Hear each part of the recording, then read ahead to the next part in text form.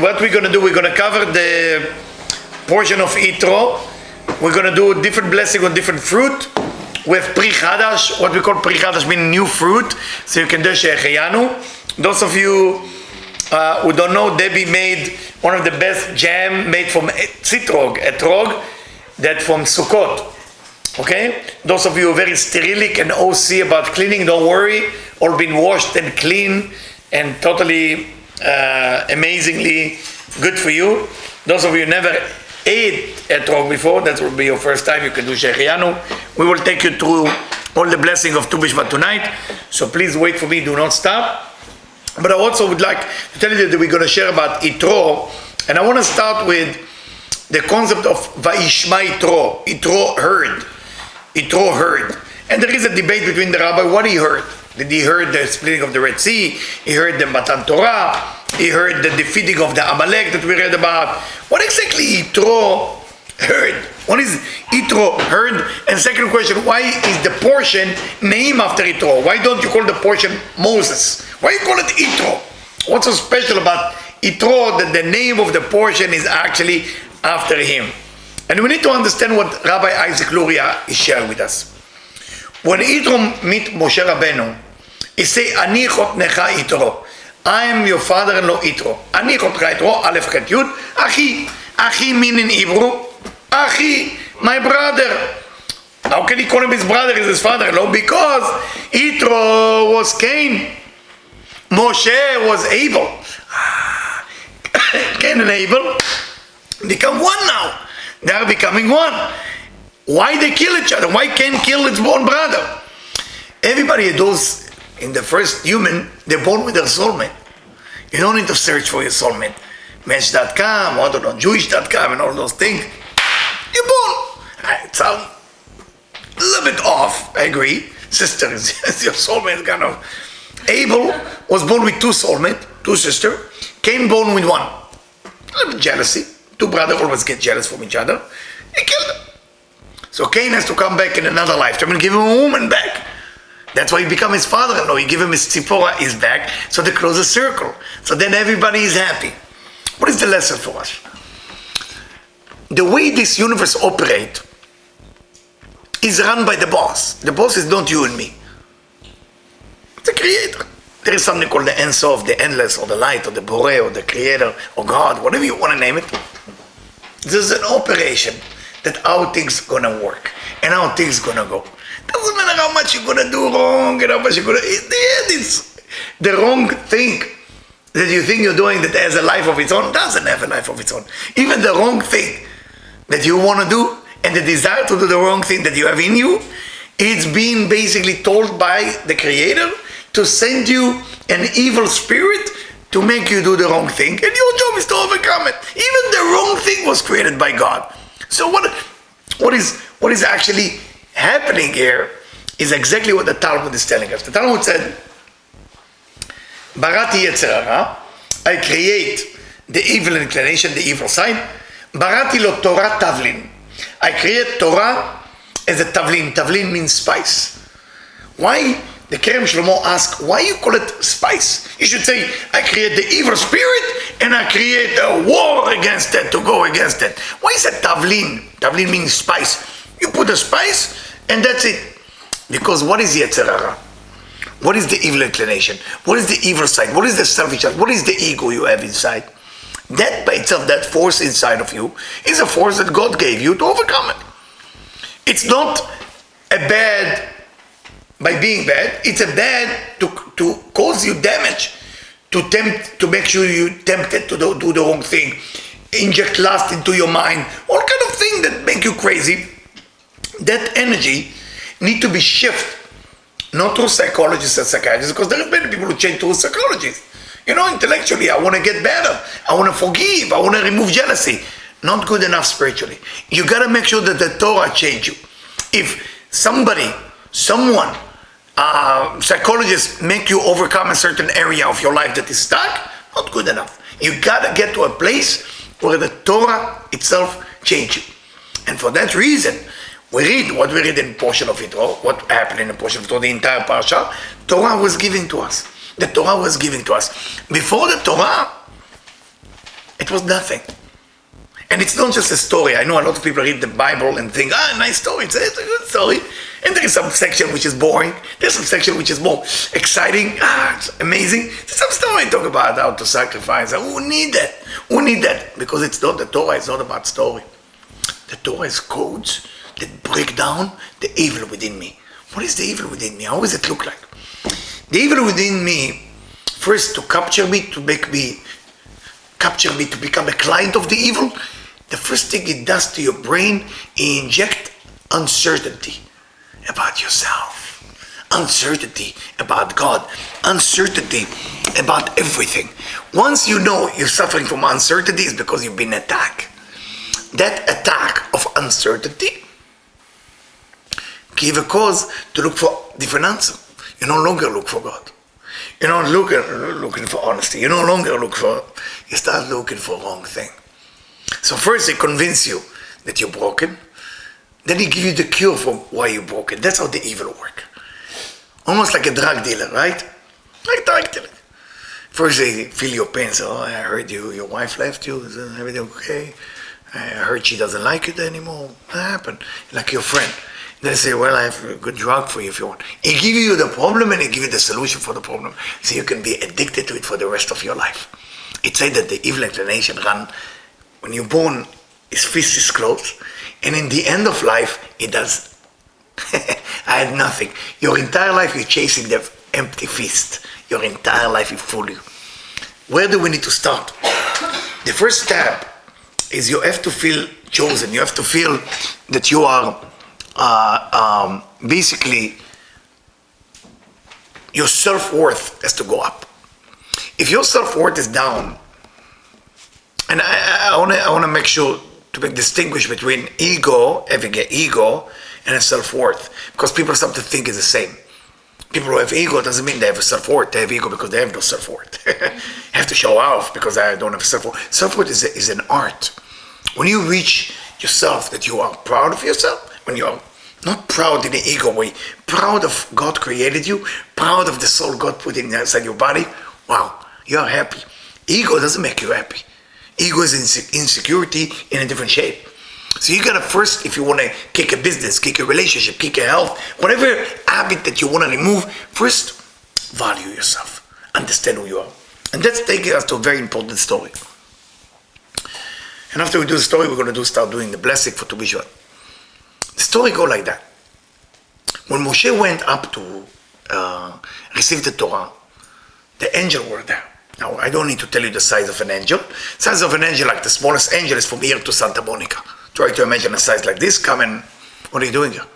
Ma'ose ben Isha. What is a human being doing in our property? You know, Moshe Rabbeinu, being Moses, even if he was like giant tzaddik, the most a human being can achieve, scared. More than one angel was on the group, and they come to attack him.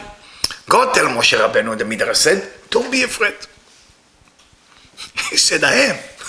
Moshe Rabbeinu said, I'm sorry, but I am afraid. He said, okay, echos bekisei hakavod. Hold the throne.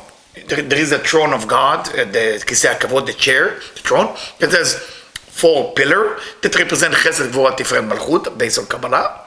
So just hold it, and by you holding it, and I'm next to you, the angel will not touch you. The Midrash said, the story said, why couldn't God say, hey, back off, you little angel, shame on you. So the Maggid of Duvna explained it the best way. Maggid of Duvna was a rabbi that tell every message with a story. He come up with a genius. He come up with story out of the box, and through that story you can understand the Torah better. And the story is go like that. In one town, in one city, and I heard it from Rabbi Rosenblum from Jerusalem. Jerusalem, wonderful speaker in 3 years ago, he gave that talk. And the Maggid of Duvna who lived 200 years ago, right like that. In the city, it was a very fancy city, very beautiful. He used to be a rabbi. That rabbi changed the whole town. He was a great rabbi. He wasn't just knowledgeable and smart and give lecture in the morning, in the afternoon, in the night. He was taking care of the women who want to get married, taking care of the men who want to get married. He makes sure he understands, big teacher, people about mikveh, about tzedakah, about everything. He teach, he help, he go from home to home, he help everybody. So he was knowledgeable, he was Talmid Chacham, he was teaching, but he was also likable by everybody in town. Everybody loved that rabbi. But age, eventually age coming to the place. He can't do what he used to do when he was 20. He's 75 years old. He called the community, the head of the community, said, guys, you gotta find younger men. I'm so sorry, but time passed and I can't do a lot of the things. So what do you mean? I said, I can't. Gotta hire somebody younger. So they start looking for different rabbis. They bring to him different people and he start teaching them. He found that young rabbi teach him so well. The young rabbi is happy. He's happy they found one. So, Baruch Hashem, now I finished the job in the town. I can take a little break from my job. A different village, not far from the city. Village that people usually are from 67, 68, till 90, till they die. They leave the village, husband and wife, a few people, 50 people. So listen, we heard so much about you. We never had a rabbi in our little village. Do you mind come out town? It's so easy. It's an easy job. Nobody pray well. Nobody do mikveh. And if you tell the same lesson of Torah, nobody will remember it by the morning, so you can tell it again at night. So no, you don't have to worry. We are simple people. We don't. It's the easiest. And we pay you well. We pay you 10,000 shekel every month. So we give you a home, everything. Just we need a rabbi once in our life. We will have a rabbi. So listen. I finished my job here. It sounds like a great idea. Yeah, why not? So when can you start? I said, listen, Tu B'Shvat. It wasn't happening on Tu B'Shvat. It's Tu B'Shvat. I will start at Tu B'Shvat my new job. It's okay. He's packing his stuff, the thing fragile, the third boxes, He's ready to go. Horses are ready. Yes. Early morning, that was the night of Tu B'Shvat. The next morning he's about to leave. Suddenly he hears screaming out of his window. Screaming, yelling. One is holding 2x4 from his own city. One is holding this. And he said that the horses from the other village arrived to take him, to take his boxes and everything. And the city people don't let him go. And he said, what is going on? I said, well, you think we're going to let you go? You go with them? You are our rabbi. I said, but I brought you a young rabbi. Come on, guys. I said, no, please, don't fight. I mean, I'm done here. Now I'm getting old. I need to go to a different place. And no. So you look at somebody and you see one of the head of town, the head of the guy in the city. And he said, what's going on? I say, if you really want to know the truth, I have to talk to you inside. So of course, please, let's go inside. So they're both going inside. They lock the door and say, what is going on? I teach you better than that, to behave nice. What happened? I said, Rabbi, you want us to tell you the truth, what's going on? Confess? I said, of course. Say it's a play. So what do you mean it's a play? We told by the young rabbi that we can't let you just go like that. It's not a kavod, it's not a respect for a rabbi who served us for 48 years here, just to let him go. So the young rabbi say, all the city have to come and prevent you from going, so we give you respect for what you did. Can you imagine if nobody will be here and the people just take you and we put the thing here and we go? And everybody's okay, like you were not even here. So the young rabbi, love you so much, and he say, we're going to make a show and we're going to do this. That's the truth. The rabbi was crying and said, I'm so appreciated that you do, even for men my age. It's really touched my heart. And I want to tell you, this is really unbelievable. Say the Magid of Duvna is the one who tells the story. So how is that connected to Moshe Rabbeinu with the story, with the thrones of the angels disturbing Moshe? The Torah is very holy in the eyes of the angel, in the eyes of God. If Moshe Rabbeinu just go up to the Torah, this week portion, and he say, hi, my name is Moshe, I'm here to pick up the Torah. I say, yeah, we just pack it for you. Send the boxes, pick it up and take. No. To show Moshe Rabbeinu how respectful is the Torah, they make such a mess. The angel, we're going to kill you, we're going to crush you. And they had to do this game that God is protecting him behind the throne of God to make sure that the value of the Torah will go up. What is the lesson for us? And of course, when Moshe come down, he said, you have no idea what I went through. The whole angel were there, want to kill me, and everything like this. So the Bnei Israel, the Israelites, look at the Torah and value the Torah. So, oh my God, that's the Torah that Moshe almost died for. We know we live in a generation that value of things disappear. Very difficult to value. You know, people don't value ring anymore. People don't value diamond. People don't value food. People don't value time. People don't value time. You're in a city. We are in a city. Those of you who live in LA. Time is not being valued enough in LA. You don't have the 15 minutes late program.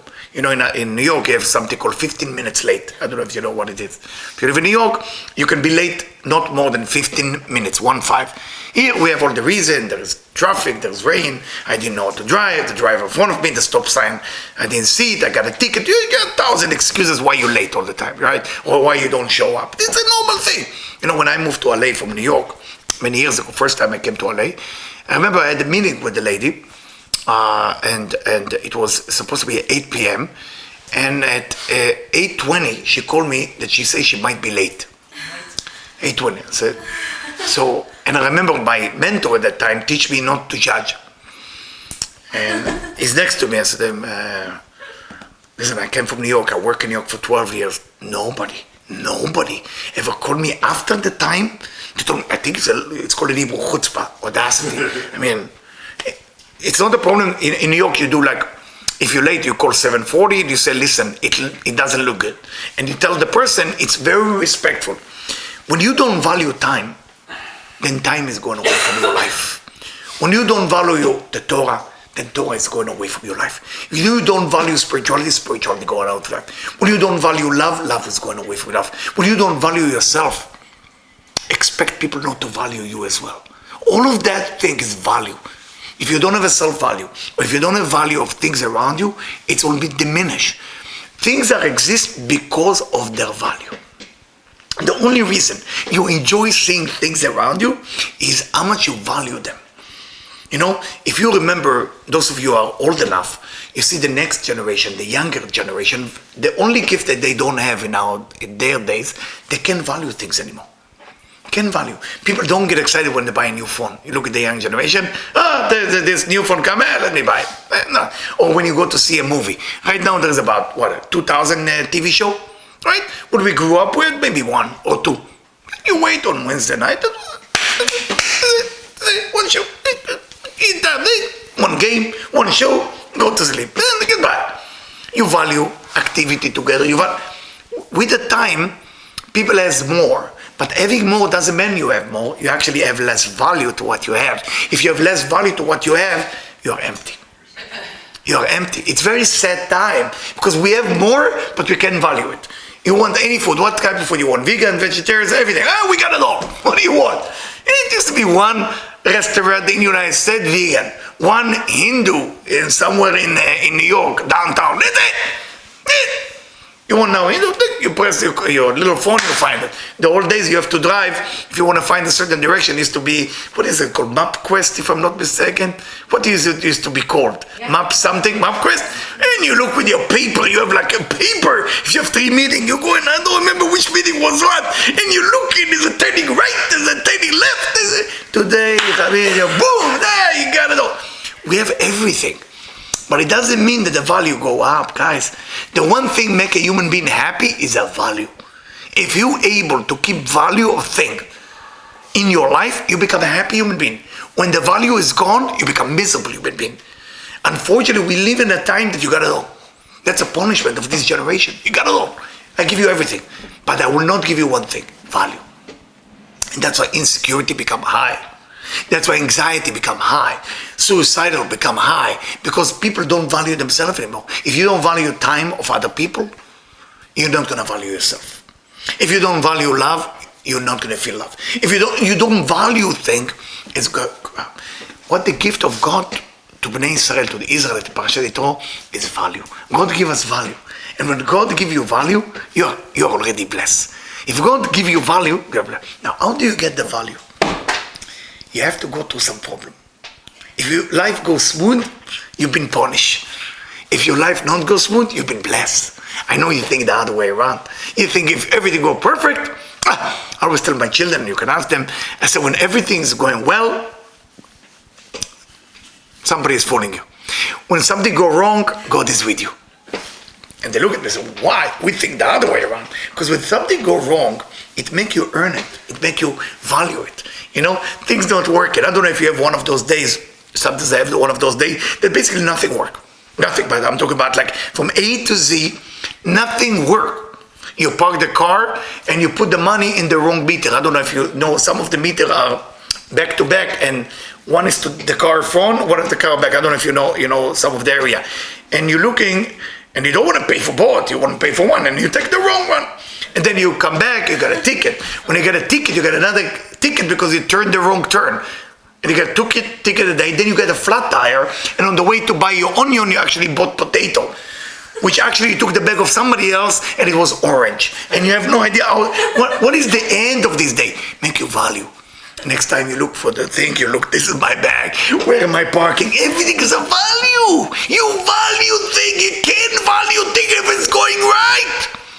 You can't value. So those of you who are looking for a perfect life, be careful. You're going to get what you wish for, and then you're going to run on empty. When you look for something that you earn, everything that you have will have a value. I want now to give a short lecture on Tu B'Shvat, even I want to talk more about Yitro, but we continue after that. We know that Tu B'Shvat it's called in the Talmud, Rosh Hashanah La'ilan. There is 4 Rosh Hashanah, 4 times you blessing Rosh Hashanah. Okay? There is machloket, there is an argument of what is Rosh Hashanah for human. Some say Rosh Hashanah, some say Nisan. But we know Rosh Hashanah is usually in the month of Tishrei, the 7th month of the Hebrew month. And Tu B'Shvat, everybody agrees, is the Chag La'ilan, holiday of the tree. Not trees, tree. And Baruch Hashem, as you can see, we have a fireplace that we're burning some old tree. Okay, so this tree is sitting here. I mean, I'm telling you, it's already almost 1 year.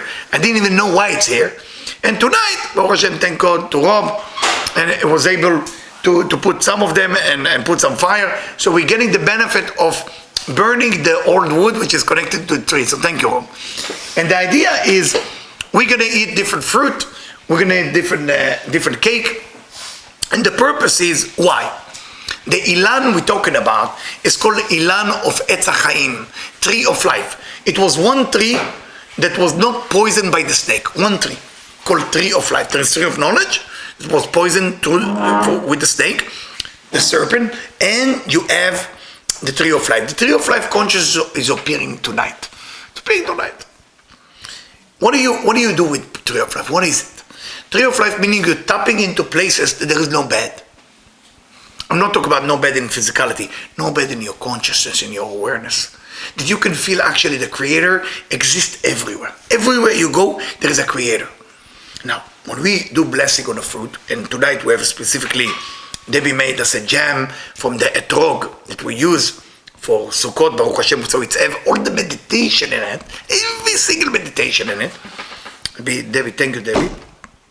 And when we do blessing on that, and then we do Shechianu, I will help you with the brachot, you will start elevating yourself from one level to another. Now there is different type of fruit in life. There is fruit with a pit inside. There is fruit that you have to peel. Different human being. Some human being, the internal is so soft and nice and warm, but the outside is like, ah. Some people, the outside is so sweet, but the inner is like a heart. Every person is different. We have different personality to different things. But the most important we have to bless is the 7 fruit that Israel was blessed with, which is wheat and barley, that we're going to do through the cake. Okay? Geffen, raisin, and grapes, okay? Raisin and grapes. Fig, pomegranate, olive, and dates.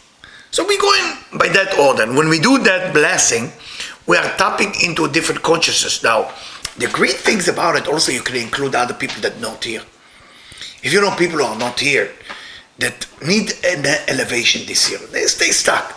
I don't know if you ever get stuck in your life, God forbid. When you're stuck, I'm not talking about stuck like, stuck that you are confused. Stuck when you try everything, it's just not going. Ever happened to you that you try? It's not going. You try to negotiate a deal, it looks like it's closing it, not going. Negotiating a wedding, not going. Negotiating a healthy, not going. It's just not It's not going anywhere. It's just stuck. When you tap into the Etz HaChaim, when you tap into the tree of life, there is a place that there's no limitation. There is a place that everything is just going right. We want to tap to that place. It's called Etz HaChaim. Ilan of Etz HaChaim. When we tap to that, you are renewing yourself. What is a tree? A tree is a beautiful thing. It's about the human being. Ki Adam Etz HaSadeh. A human being is like Etz HaSadeh, is like a tree. Like a tree. What is the special about the tree? The tree grows always against the earth, which is gravity. It's proud to say, I'm leaving gravity and I'm going against my nature to go down. Everything about the tree is going against gravity. Gravity means selfishness. The earth represents taking. The tree going against the earth is reaching the sky, reaching heaven, the Ein Sof, the endless, the light. Want to reach where the blessing comes from. The land itself is the receiving. So basically, what does the seed need? Water, which is chasadim, which is giving, which is sharing, right column energy. Earth, left column energy. What's the result of the right and left center? Right and left, center column energy, it's green. For that reason, if you study about the chakra, the green color is actually the center column. It's the heart, it's tiferet. It's to teach you that you build from red and white. Red is the ground, right is the water. You build the center column, which is the tree, which is elevating you all the way up. But tonight you gotta leave some of the shtick. You want to show the shtick, like the nonsense. You gotta let it go. Once you let it go, everything is open up. The Zohar in this week parasha talk about two aspects. We know there is 10 commandments, or 10 saying, or 10 utterances, or 10 suggest, whatever you want to translate it like. And within the 10 commandments, there is a concept of not to worship other God. The Zohar going very far with that, surprisingly very far. I can tell you what pasuk, in pasuk 434.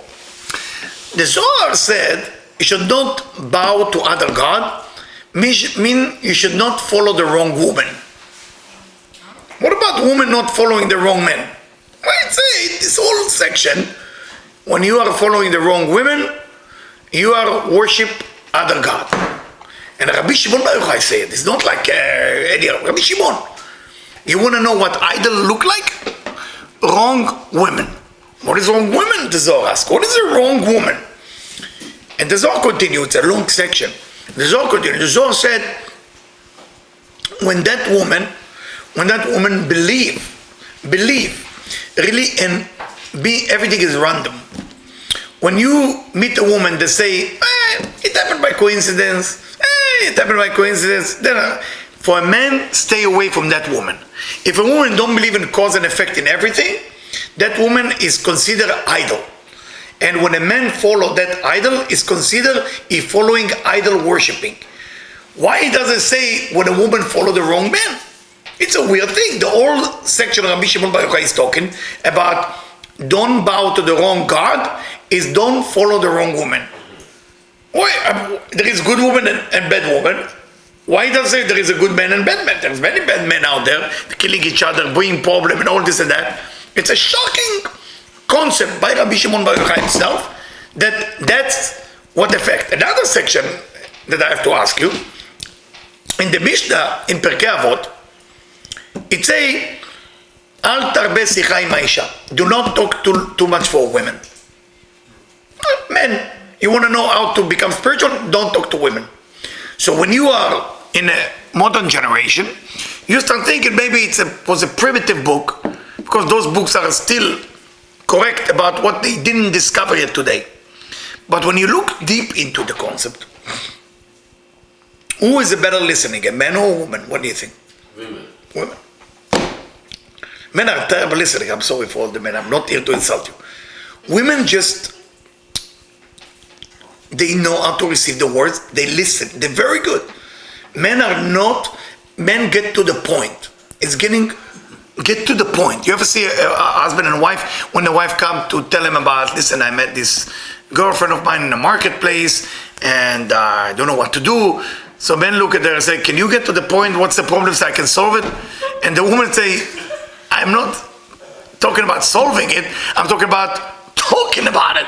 You see, sometimes women I don't know if you ever go to Real Food Daily, it's a vegan place, and women in the afternoon time, there's a lot of women, very hard to get a table on Sunday. So everybody packed there, and they're sitting and they talk. And sometimes when you want to come here with your little sandwich, you sit on the bar there, you can have a sandwich, and you hear the conversation. It's like, I've been with a guy there, and he looked at me and said, Eliyahu, where is it going? So I'm not asking, and I don't want to know. He said, where is this conversation ever going to end? I said, no, it's a talk. So what do you mean? It's a talk. It's just a talk. I say, I want to go there. He had a fight with his wife today. He said, I want to go there and tell them to stop with that talk. Say, you can't. This is, and I send them a video on YouTube. You all should watch it. It's a funny video. It's called It's Not About the Nail. You ever saw this video from YouTube? It's when a man and a woman start to date, and the woman has a nail attached to her forehead. You ever saw this video? And he said, honey, lately I have this little pain above my eyes. So the husband say, oh, yeah, you have. Say, stop! Stop. I'm just trying to tell you that there's a nail like right there. I mean, and he can't help himself. They show you the difference. A man wants to solve the situation when a woman wants to talk about the situation, and a man can't stand it. So a woman listening better. They just listen for the sake of listening. When the Mishnah say, Al tarbe sicha im ha'isha, do not talk too long to a woman, it tells the women, if you start listening to a man, when a man make love to a woman, or when a man talk to a woman, the Mishnah look at it in the same way. Do you understand how far it go? When a man talk to a woman, and when a man make love to a woman, he influence her brain without even she know that.